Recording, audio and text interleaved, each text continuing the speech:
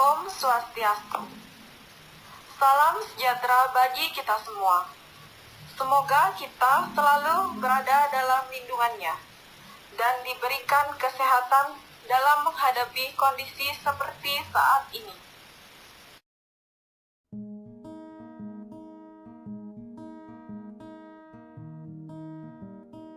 Perkenalkan, kami dari kelompok 2, kelas manajemen SDML, Fakultas Ekonomi dan Bisnis, Universitas Maha Saraswati Denpasar.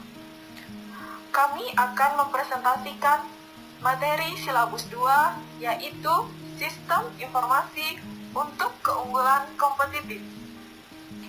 Sebelumnya, kami ucapkan terima kasih kepada Bapak Dosen Ari Wira Andika, STMM, selaku dosen pengempu mata kuliah Sistem Informasi Manajemen.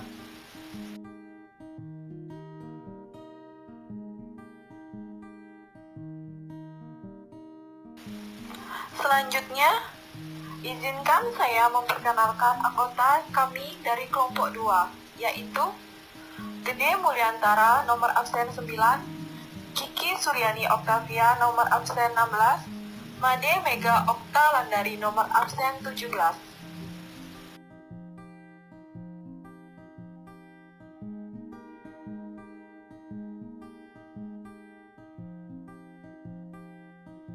Adapun agenda materi yang akan kami sampaikan. Yang pertama, perusahaan dan lingkungannya. Yang kedua, keunggulan kompetitif. Yang ketiga, tantangan dan persaingan global. Yang keempat, manajemen sumber daya informasi. Dan yang kelima, perencanaan strategi sumber daya informasi.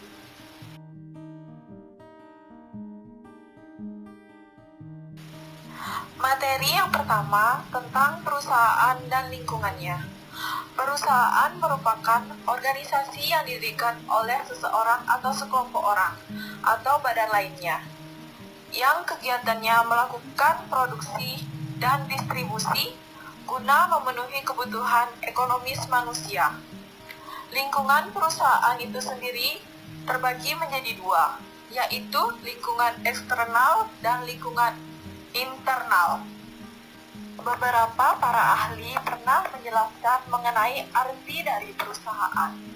Di antaranya yaitu menurut Willem Molengraf, pengertian perusahaan adalah keseluruhan perbuatan yang dilakukan secara terus-menerus, bertindak keluar untuk mendapatkan penghasilan dengan cara memperdagangkan, menyerahkan barang, atau penggadaian perjanjian perdagangan.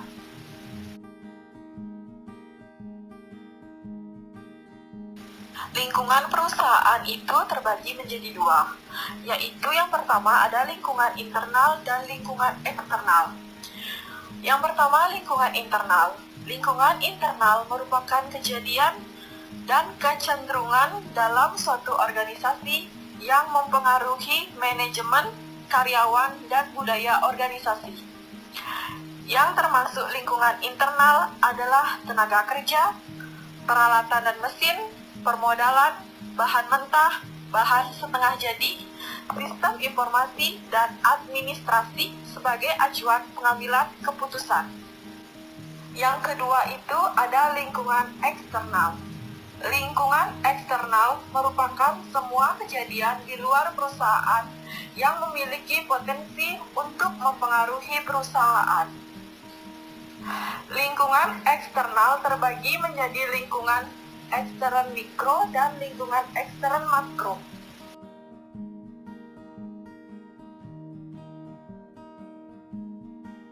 Materi selanjutnya ada keunggulan kompetitif. Keunggulan kompetitif merupakan kemampuan perusahaan untuk memformulasi strategi pencapaian peluang profit melalui maksimisasi penerimaan dari investasi yang dilakukan. Terdapat dua prinsip pokok yang perlu dimiliki perusahaan untuk meraih keunggulan kompetitif, yaitu sudut pandang nilai pelanggan dan sudut keunikan. Yang pertama ada sudut pandang nilai pelanggan. Keunggulan kompetitif akan terjadi apabila terdapat pandangan pelanggan bahwa mereka memperoleh nilai tertentu dari transaksi ekonomi dengan perusahaan tersebut. Untuk itu, syaratnya adalah semua karyawan perusahaan harus fokus pada kebutuhan dan harapan pelanggan. Yang kedua, sudut keunikan. Keunikan didirikan oleh barang dan jasa yang dihasilkan perusahaan tidak dapat mudah ditiru oleh pesaing.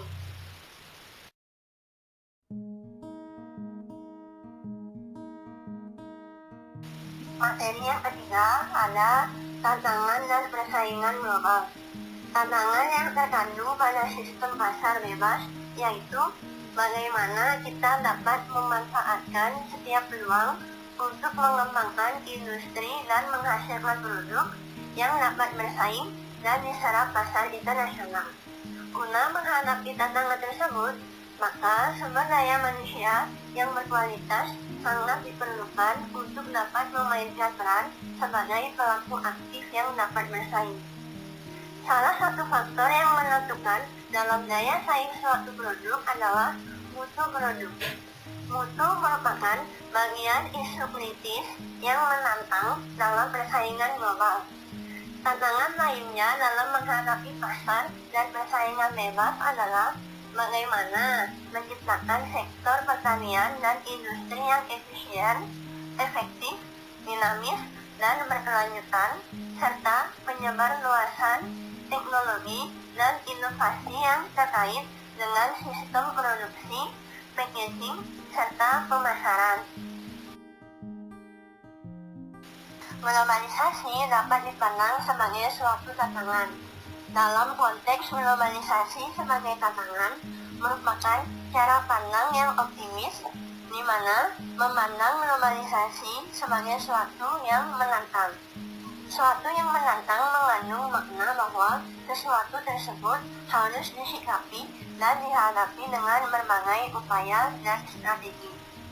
Globalisasi tidak bisa ditolak atau dihindari. Dia hadir seiring perkembangan peradaban manusia, kemajuan ilmu pengetahuan, dan teknologi. Oleh karena itu, yang harus dilakukan adalah menghadapinya dengan seksama, turut serta memainkan peran dalam setiap tantangan dan peluang yang tersedia. Sumber daya informasi.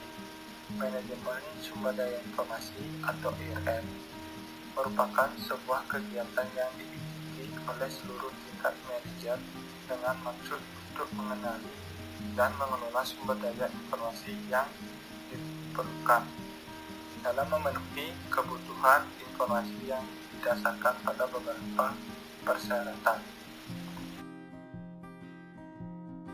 Manajemen sumber daya informasi terdiri atas 5 jenis utama sumber daya, yaitu personil atau manusia, bahan-bahan, mesin, uang, dan informasi termasuk data. Keempat jenis yang pertama disebut juga sumber fisik. Personil atau manusia, bahan-bahan, mesin, dan uang adalah sumber nyata karena secara fisik ada serta dapat dirasakan. Jenis sumber yang kelima atau sumber pengertian ialah informasi yang tidak berbentuk nyata, disebut sumber pengertian karena dibutuhkan pemahaman untuk menguasai sumber-sumber lainnya.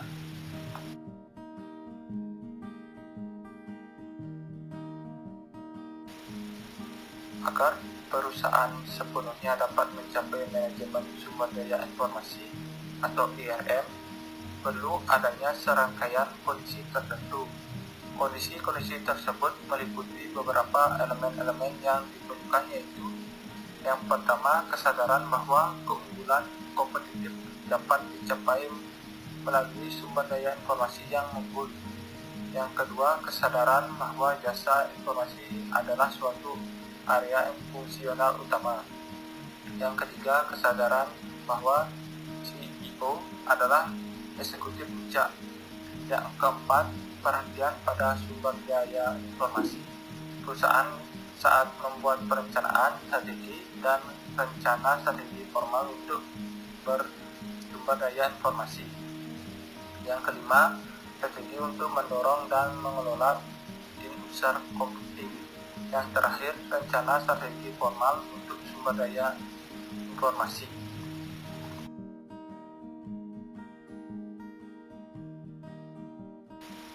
Perencanaan strategi sumber daya informasi. Perencanaan strategi sumber daya informasi merupakan perencanaan yang paling memerlukan perhatian, karena memerlukan perencanaan yang matang untuk dapat mencapai tujuan organisasi pada masa sekarang dan akan datang. Gagasan utama dari perencanaan strategi sumber informasi adalah adanya hubungan antara tujuan perusahaan secara keseluruhan dengan sumber-sumber informasi yang harus digunakan untuk mencapai tujuan. Perencanaan jangka panjang juga dikenal sebagai perencanaan strategi karena mengidentifikasi tujuan-tujuan yang akan memberikan perusahaan yang paling menguntungkan dalam lingkungannya. Setelah rencana strategi ditetapkan, maka setiap area fungsional bertanggung jawab untuk mengembangkan rencana strategi mereka sendiri.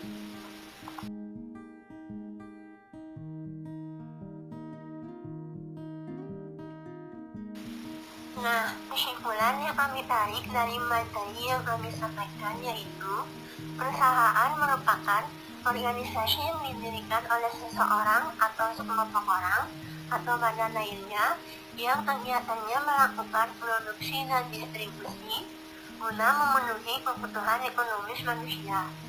Lingkungan perusahaan itu sendiri terbagi menjadi dua, yaitu lingkungan internal dan lingkungan eksternal. Manajemen sumber daya informasi atau Information Resource Management merupakan sebuah kegiatan yang diikuti oleh seluruh tingkatan manajer dengan maksud untuk mengenali dan mengelola sumber daya informasi yang diperlukan dalam memenuhi kebutuhan informasi yang didasarkan pada beberapa persyaratan.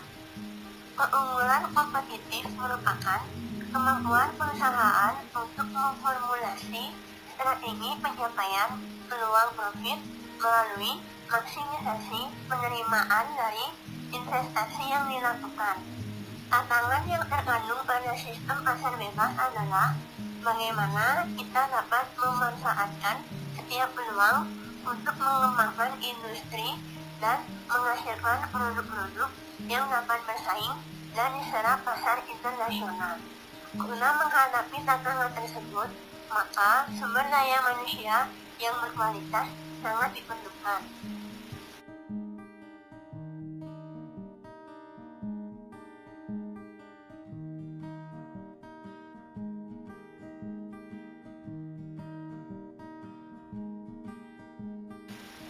Baiklah, sekarang kita masuk pada sesi diskusi. Di sini untuk kalian yang ingin bertanya, silakan tulis pertanyaan pada kolom komentar di bawah. Ayo.